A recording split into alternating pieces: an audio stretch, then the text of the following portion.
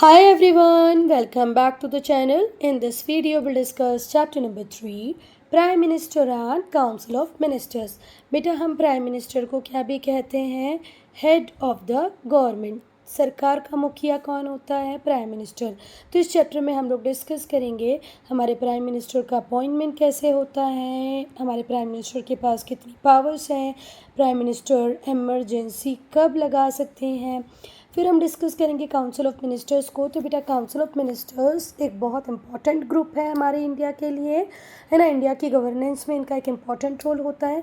बेटा प्रेसिडेंट कोई काम बिना इनकी एड के, बिना इनकी एडवाइस के नहीं करते हैं.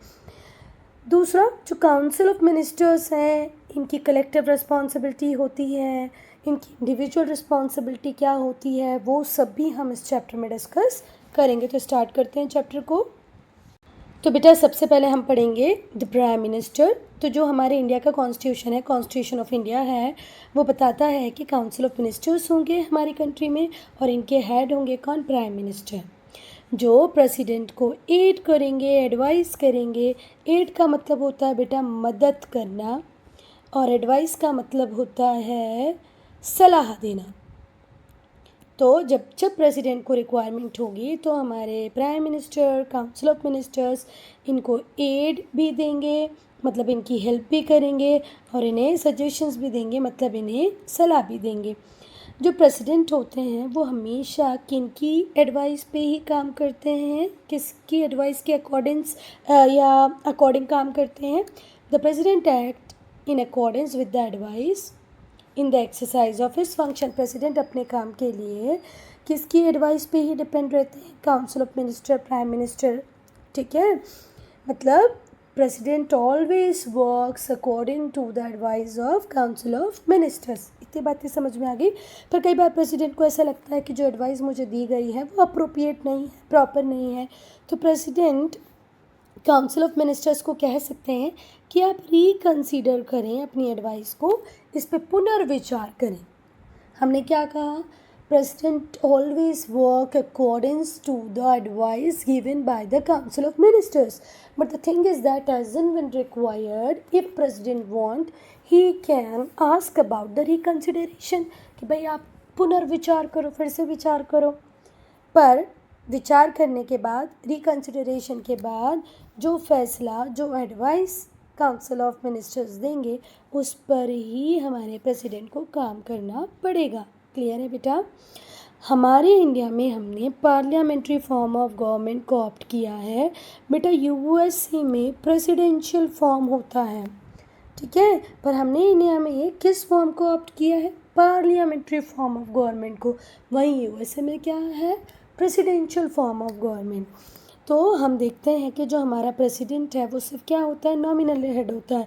यूएसए में रियल हेड होता है प्रेसिडेंट. पर हमारी कंट्री में क्योंकि हमने प्रेसिडेंशियल फॉर्म को ऑप्ट नहीं किया है, हमने पार्लियामेंट्री फॉर्म ऑफ गवर्नमेंट को ऑप्ट किया है, तो हमारी कंट्री में नॉमिनल हेड होते हैं प्रेसिडेंट. अब बेटा नॉमिनल का मतलब क्या होता है? ज़रा ध्यान से सुनो. नाम मात्र का. ठीक है, सिर्फ नाम मात्र के लिए प्रेसिडेंट है, कोई पावर इनके पास नहीं होती. Third, council of ministers headed by prime minister. बेटा इसीलिए जो काउंसिल ऑफ मिनिस्टर हैं जिनको हेड करते हैं प्राइम मिनिस्टर, ये बहुत ही पावरफुल इंस्टीट्यूशन है पूरी इंडियन पॉलिटी का जो सबसे स्ट्रेंथेंड इंस्टीट्यूशन है वो प्राइम मिनिस्टर ही है और काउंसिल ऑफ मिनिस्टर्स ही हैं. प्रेसिडेंट नॉमिनल हेड है, नाम मात्र का हेड है, उसके पास कोई पावर नहीं होती है. क्लियर है? अब बेटा हम अपॉइंटमेंट की बात करेंगे. तो देखो जो प्राइम मिनिस्टर होते हैं उन्हें अपॉइंट करने का काम कौन करते हैं? प्रेसिडेंट. जो प्राइम मिनिस्टर होते हैं उन्हें अपॉइंट कौन करते हैं? प्रेसिडेंट. पर जो प्रेसिडेंट होते हैं वो आर्बिट्रली किसी को भी अपॉइंट नहीं कर सकते अपनी मर्जी से. बेटा ये जो वर्ड आर्बिट्ररी है इसका मतलब होता है अपनी मन मर्जी से. ये जो वर्ड आर्बिट्री होता है इसका मीनिंग क्या होता है? बिना तर्क के, स्वेच्छा से, मनमाना. तो प्रेसिडेंट मनमाने तरीके से किसी को भी अपॉइंट नहीं कर सकते कि चलो 10 लोगों को खड़ा किया, अक्कड़ बक्कड़ बम्बे वो 80 90 पूरे 100, ऐसा नहीं होता है. ठीक है। तो अकॉर्डिंग टू कन्वेंशन होता क्या है, कन्वेंशन क्या कहता है कि जो प्रेसिडेंट होंगे वो इनवाइट करेंगे किसको, लीडर ऑफ मेजॉरिटी पार्टी। बेटा लोकसभा में जिस ग्रुप को मेजॉरिटी मिली होगी, जिसको सबसे ज़्यादा सीट्स मिली होंगी, उस पार्टी के लीडर को प्रेसिडेंट इनवाइट करते हैं कि आप आएँ और सरकार बनाएं। फिर से ध्यान से सुनो बेटा, हमने मान लिया कि प्राइम मिनिस्टर का अपॉइंटमेंट प्रेसिडेंट करते हैं, पर प्रेसिडेंट आर्बिट्रली अपने हिसाब से बिना तर्क के, बिना कुछ सोचे समझे ऐसा नहीं कर सकते, अपनी मन मर्जी से कुछ नहीं कर सकते। उनको कन्वेंशन के अकॉर्डिंग चलना पड़ेगा। और कन्वेंशन क्या कहता है कि वो ही व्यक्ति प्राइम मिनिस्टर बनेगा जिस पार्टी को क्या मिली होगी, वो व्यक्ति ही प्राइम मिनिस्टर बनेगा जो किस पार्टी से बिलोंग करता होगा, जिसे मेजॉरिटी में वोट मिले होंगे। तो सपोज़ करो मेजॉरिटी में वोट बीजेपी को मिले, तो बीजेपी अपने में से किसी एक व्यक्ति को सेलेक्ट करेगा क्या बनने के लिए, प्राइम मिनिस्टर बनने के लिए। ठीक है,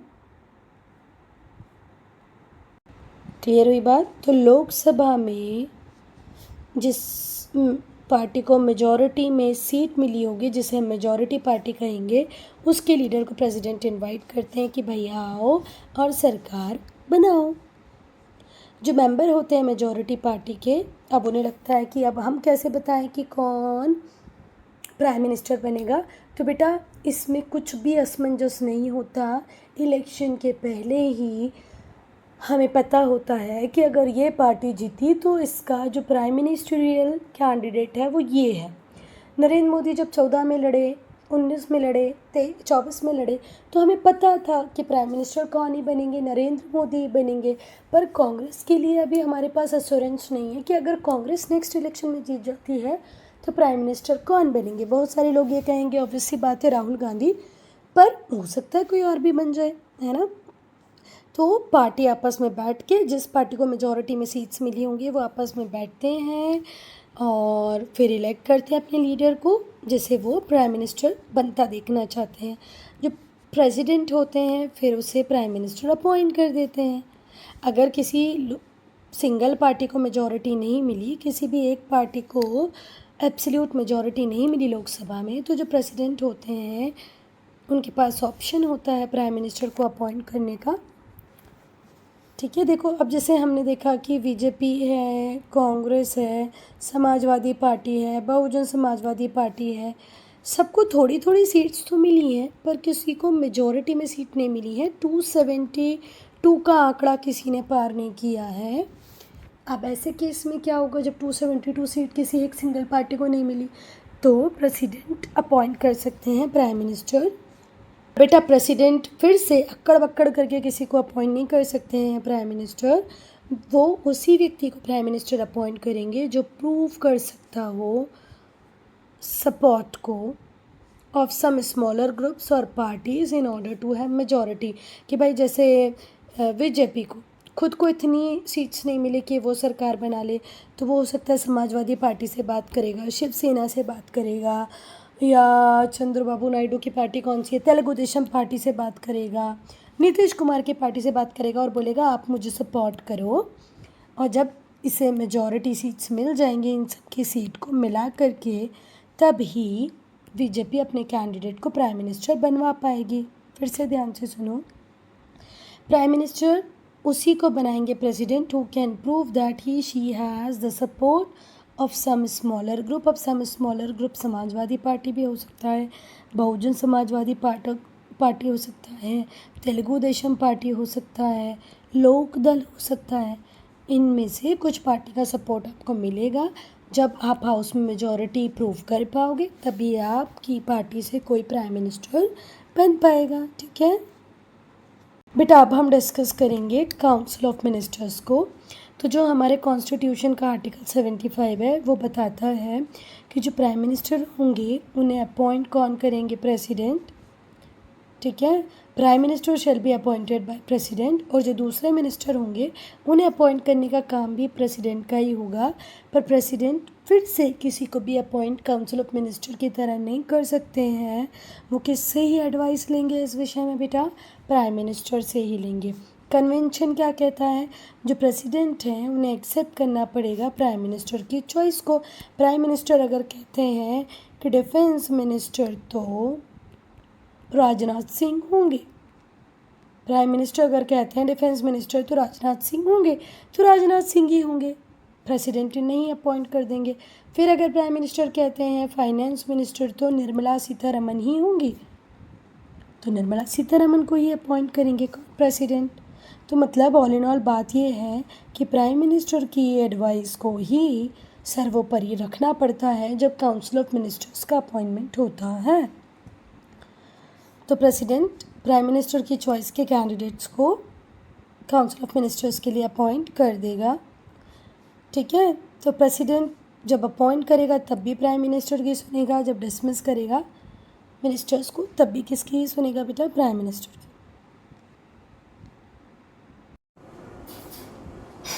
बेटा ये जो कला है ना तुम्हारे फ़ोटो खींचने की, फ़ोटो क्लिक करने की और पीडीएफ बनाने की, ये काबिल तारीफ़ है। हर पीडीएफ में कुछ ना कुछ कटा होता ही है, सेंटेंस प्रॉपर कैसे पढ़ें समझ नहीं आता, तो बेटा थोड़ा सा फ़ोटोज़ प्रॉपर क्लिक किया करो। चलो आ जाओ।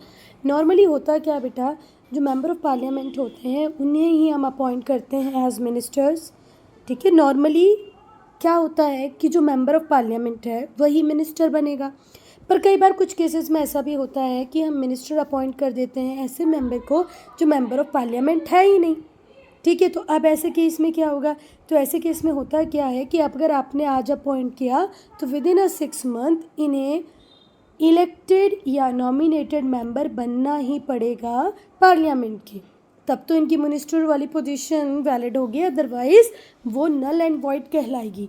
फिर से ध्यान से सुनो, यूजुअली होता क्या है, जो मेंबर ऑफ पार्लियामेंट है वही मिनिस्टर बनते हैं, पर कई बार आप नॉन मेंबर को मिनिस्टर बनाना चाहो तो उसको जब आपने अपॉइंट किया एज अ मिनिस्टर उसके 6 मंथ विद इन 6 मंथ आपको उसे या तो इलेक्शन के थ्रू या नॉमिनेट करके पार्लियामेंट में भेजना ही पड़ेगा। अगर ऐसा नहीं हो पाता, आप फेल होते हो, तो उस व्यक्ति को मिनिस्टर की पोस्ट से रिज़ाइन देना पड़ेगा। समझ में आई बात, उससे मिनिस्टर की पोस्ट से रिज़ाइन देना पड़ेगा अगर वो with in 6 month member of parliament नहीं बनता है तो। बेटा देखो ऐसा किसके साथ हुआ है, एक एग्जांपल है भी हमारे पास। हमारे जो एक्सटर्नल अफेयर्स मिनिस्टर हैं जिनका नाम है एस जयशंकर, वो IFS ऑफिसर हुआ करते थे, इंडियन फॉरेन सर्विसेज में थे।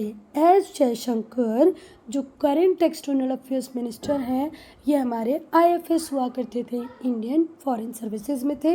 नरेंद्र मोदी को लगा इन्हें एक्सटर्नल सर्विसेज के लिए अपॉइंट करना चाहिए, मिनिस्टर बनाना चाहिए, तो हम इन्हें उस पोजीशन पे ले आते हैं और विद इन 6 मंथ हम इन्हें राज्यसभा में भेज देते हैं एज अ मेंबर। तो बेटा फिर से ध्यान से सुनो, जो एस जयशंकर हैं वो इलेक्टेड मेंबर है कहाँ के, राज्यसभा के, कहाँ से, गुजरात से। और ये किसके सक्सेसर हैं, सुषमा स्वराज के। पहले Sushma Swaraj external affairs minister होती थी, फिर उनकी डेथ के बाद कौन बन गए बेटा, एस जयशंकर बने, ठीक है, जो कि पहले एक IFS ऑफिसर हुआ करते थे, इंडियन फॉरेन सर्विसेज में थे। क्लियर है, तो ये राज्यसभा के मेंबर हैं और कैसे मेंबर हैं, इलेक्टेड। बेटा जो भी मैंने आपको अभी बताया वो आप गूगल पे चेक कर सकते हो कि S Jaishankar external affairs minister तो बन जाते हैं कब बेटा, 30 मई 2019 को, पर ये राज्यसभा के इलेक्टेड मेंबर बनते हैं कब बेटा, 5 जुलाई 2019 को। हमने क्या बोला कि विद इन 6 मंथ इन्हें मेंबर बनना ही पड़ेगा, अदरवाइज़ इन्हें रिज़ाइन करना पड़ेगा। तो ये मई में बनते हैं, जून जाता है और जुलाई में ये मेंबर बन जाते हैं। इसीलिए एस जयशंकर अभी तक एक्सटर्नल अफेयर मिनिस्टर हैं, क्योंकि राज्यसभा के मेंबर बन गए। नहीं बनते तो इन्हें रिज़ाइन करना पड़ता। ये आप गूगल पे चेक कर सकते हो बेटा, बहुत अच्छे से दिया हुआ है। बेटा अब एक और बहुत इम्पॉर्टेंट पॉइंट है, बिल्कुल ध्यान रखना कि 1979 तक हमारे कॉन्स्टिट्यूशन में ये जो वर्ड कैबिनेट है, जो आज सबसे ज़्यादा पावर रखता है गवर्नमेंट में, ये था ही नहीं। फिर से ध्यान से सुनो, 1979 तक हमारे संविधान में कैबिनेट वर्ड था ही नहीं, सिर्फ काउंसिल ऑफ मिनिस्टर्स की बात होती थी, पर कैबिनेट जैसा कोई शब्द नहीं था। तो बेटा जब 44th अमेंडमेंट हुआ तब ये बताया गया कि प्रेसिडेंट इमरजेंसी तब तक नहीं लगा सकते जब तक यूनियन कैबिनेट उन्हें लिखित में ना दे दे। फिर से ध्यान से सुनो, 1979 तक कॉन्स्टिट्यूशन में कैबिनेट जैसा कोई वर्ड नहीं था, सिर्फ काउंसिल ऑफ मिनिस्टर्स हुआ करते थे। पर जब 44th अमेंडमेंट एक्ट आया तो कहा गया कि प्रेसिडेंट जब तक इमरजेंसी प्रोक्लेम नहीं कर सकते हैं, इमरजेंसी इशू नहीं कर सकते हैं, नेशनल इमरजेंसी नहीं लगा सकते हैं, जब तक डिसीज़न यूनियन कैबिनेट ना ले ले। अब यूनियन कैबिनेट में कौन आएंगे बेटा? प्राइम मिनिस्टर आएंगे और दूसरे मिनिस्टर्स आएंगे, ठीक है। जब तक उन्हें राइटिंग में कम्युनिकेट ना कर दिया जाए, किसको? प्रेसिडेंट को। किसके द्वारा? यूनियन कैबिनेट के द्वारा। यूनियन कैबिनेट में कौन कौन होता है? प्राइम मिनिस्टर और अदर मिनिस्टर। तब तक इमरजेंसी प्रोक्लेम नहीं कर पाएंगे प्रेसिडेंट। एकदम हिंदी में समझ लो बेटा, प्रेसिडेंट जब तक इमरजेंसी नहीं लगा सकता 44th अमेंडमेंट एक्ट के बाद, 1979 के बाद, जब तक प्रेसिडेंट लिखित में ये रिसीव ना कर ले प्राइम मिनिस्टर और कैबिनेट से। प्राइम मिनिस्टर और कैबिनेट को मिलाकर क्या बोल रहे हैं बेटा? Union cabinet. आई बात समझ में? लिख के कौन देगा? Prime minister. और कौन देगा? कैबिनेट। किसको देगा? प्रेसिडेंट को देगा, वो भी काय में देगा? राइटिंग में। तभी जाके क्या इम्पोज की जाएगी? इमरजेंसी। होप ये सब क्लियर है।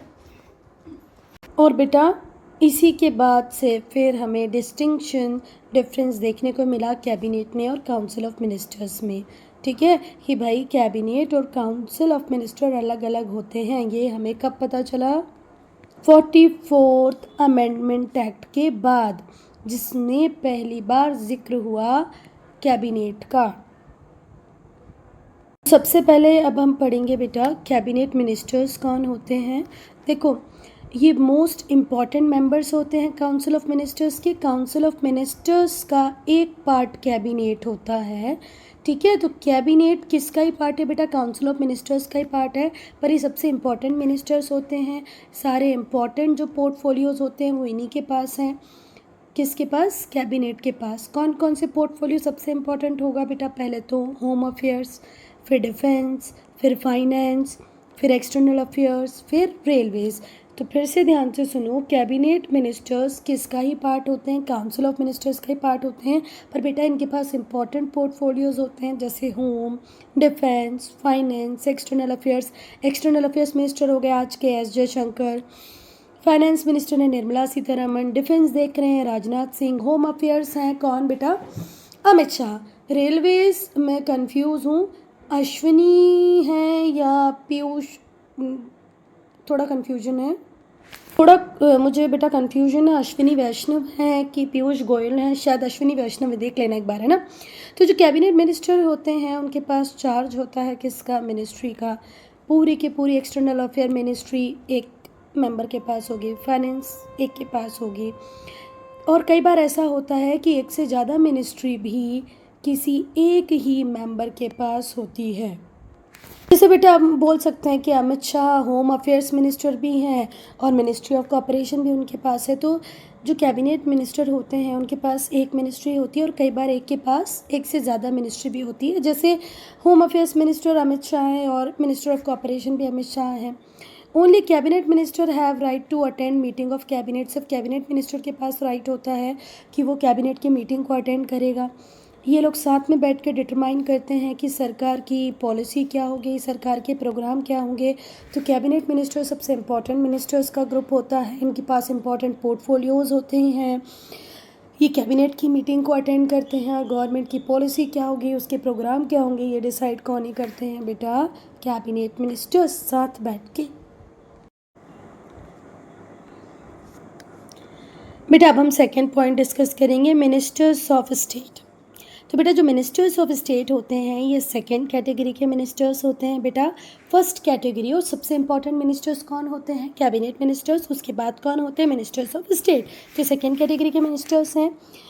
इनके पास कई बार इंडिपेंडेंट चार्ज होता है किसी पोर्टफोलियो का और कई बार नहीं भी होता।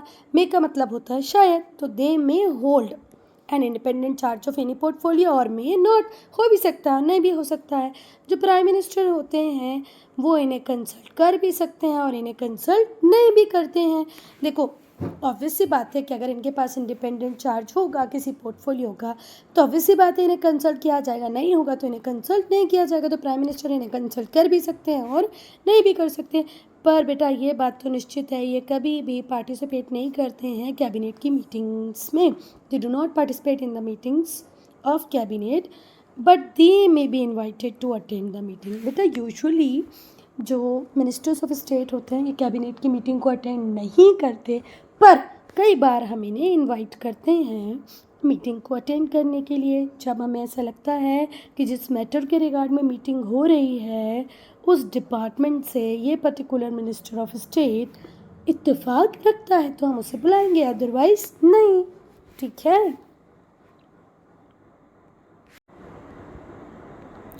बेटा अब हम थर्ड कैटेगरी को डिस्कस करेंगे। ये होते हैं डेप्यूटी मिनिस्टर्स।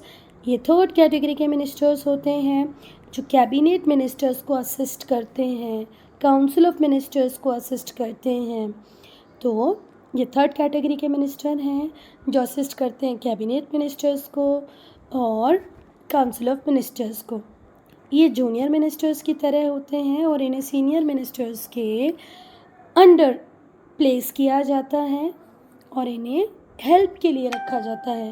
बेटा मेरी बात सुनो, आज अगर हम डिफेंस मिनिस्ट्री की बात करें तो कोई छोटा काम है डिफेंस मिनिस्ट्री को एज अ होल संभालना।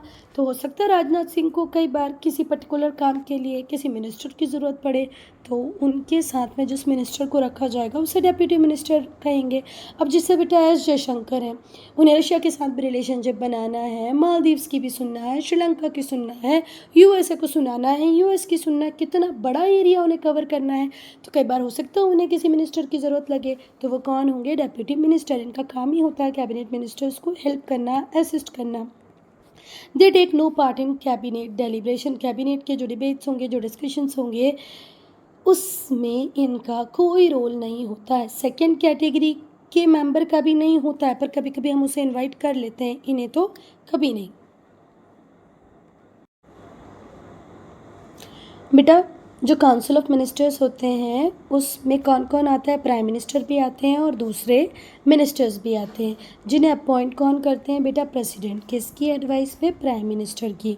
अभी हमने थोड़ी देर पहले पढ़ा था कि प्रेसिडेंट लोकसभा में जो पार्टी मेजॉरिटी लाती है उसके लीडर को क्या बना देती है? पीएम बना देती है, पढ़ा था ना।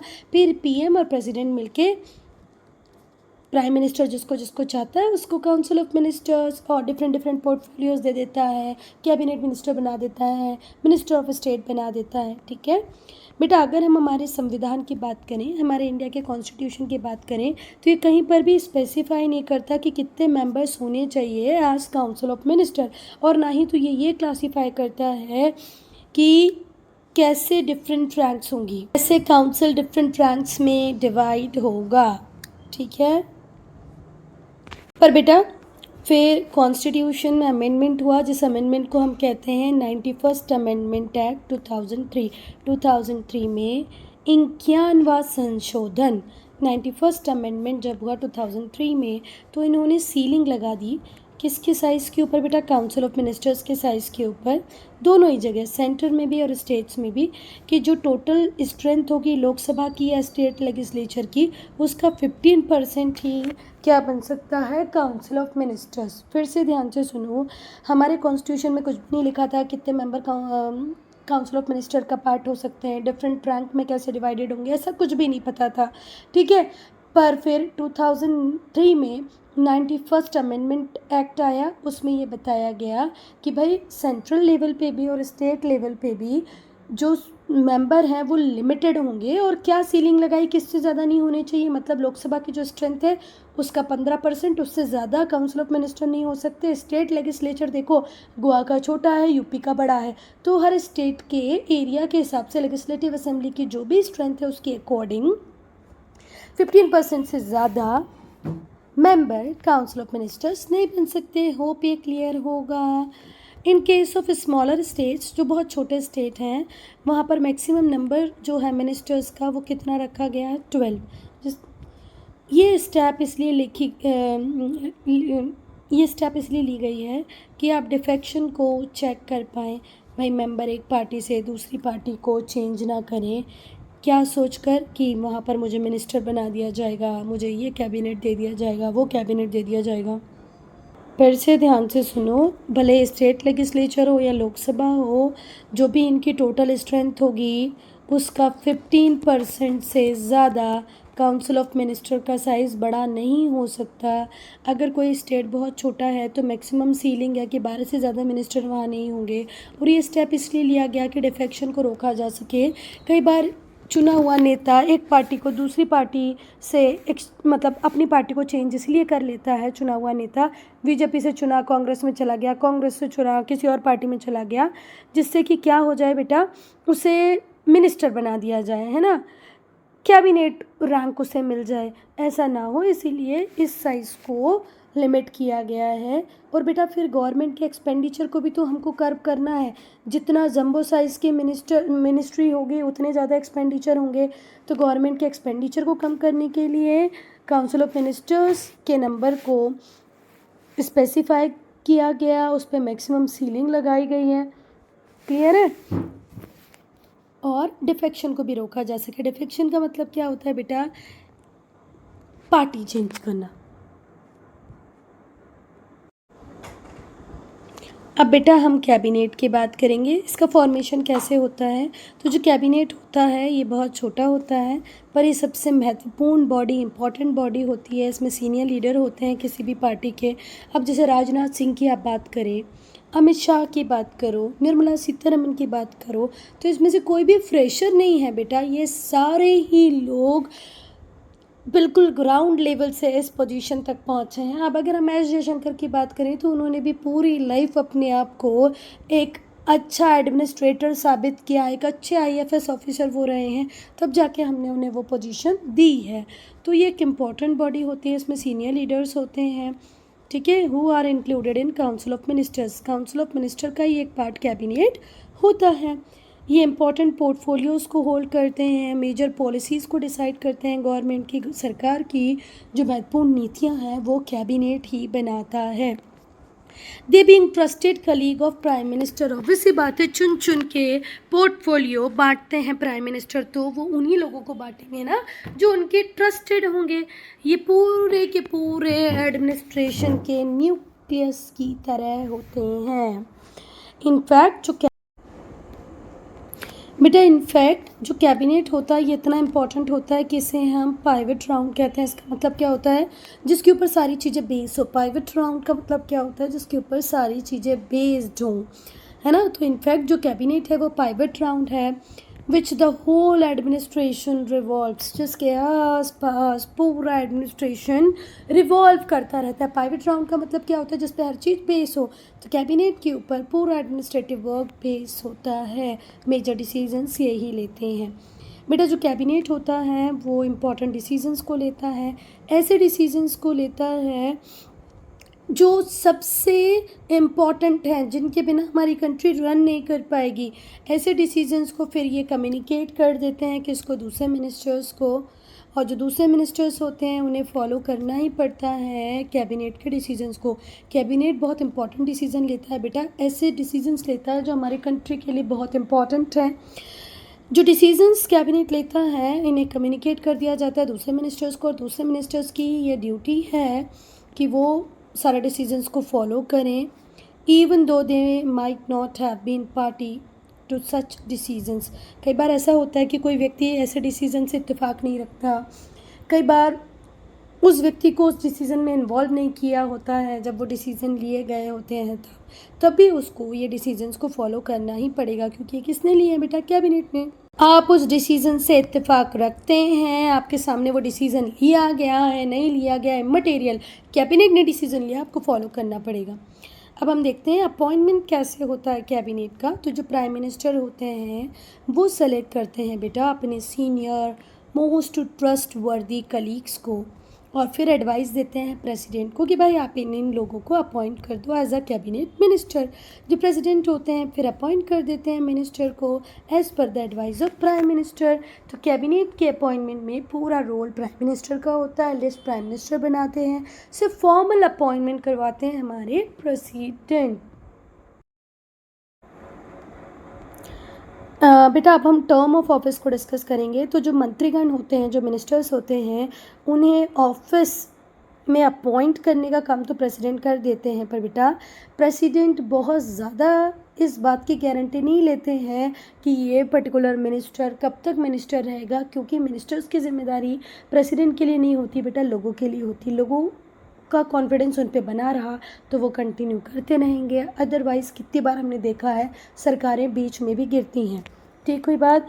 तो जो प्रेसिडेंट होते हैं वो अपॉइंट कर देंगे, बस उसके बाद आप देखो और आपकी जिम्मेदारी, लोग चाहेंगे तो बने रहोगे, नहीं तो नहीं। तो जो मंत्रीगण होते हैं वो राष्ट्रपति की इच्छा से पद तो धारण कर लेते हैं, पर जो प्रेसिडेंट होते हैं उनके पास बहुत कम पावर होती है इस रिगार्ड में, क्योंकि जो प्राइम मिनिस्टर है और जो काउंसिल ऑफ मिनिस्टर है वो डायरेक्टली किसके लिए रिस्पॉन्सिबल है बेटा, लोकसभा के लिए। और जब तक ऑफिस में रहेंगे, जब तक वो मेजॉरिटी को एंजॉय करते रहेंगे, जब तक मेजॉरिटी सपोर्ट उनके पास है, तब तक वो मेंबर बने रहेंगे। और जैसे ही मेजॉरिटी सपोर्ट गया, उन्हें अपने मंत्री पद से त्यागपत्र देना पड़ेगा, मतलब अपनी मिनिस्ट्री से रेजिग्नेशन देना पड़ेगा। लोकसभा में मेजॉरिटी एंजॉय कर रहे हो, वेरी गुड, आप मिनिस्टर बने रहोगे।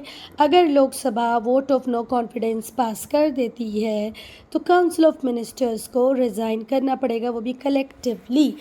एक बार चुनी हुई सरकार के अगेंस्ट में वोट ऑफ नो कॉन्फिडेंस पास भर हो जाए, सारे के सारे मिनिस्टर, क्या अमित शाह, क्या एस जयशंकर, क्या निर्मला सीतारमन, सबको कलेक्टिवली रिज़ाइन देना पड़ेगा। कब बेटा, जब वोट ऑफ नो कॉन्फिडेंस पास हो जाए। कहाँ पर, लोकसभा में।